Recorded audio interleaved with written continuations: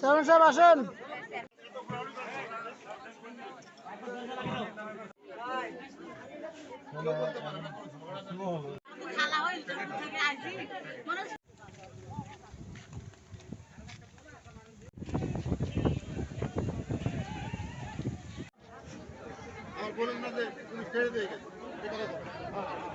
দড়ি গাড়িটা নিয়ে আসছে, আমার একটু দেরি হবে ওখান যেতে, ঠিক আছে?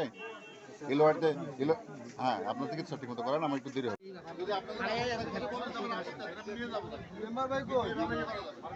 বাহিরে ছিলাম, এই মুহূর্তে আসি দেখি যে মা মেয়ে দুজনের লাশ পড়ে আছে।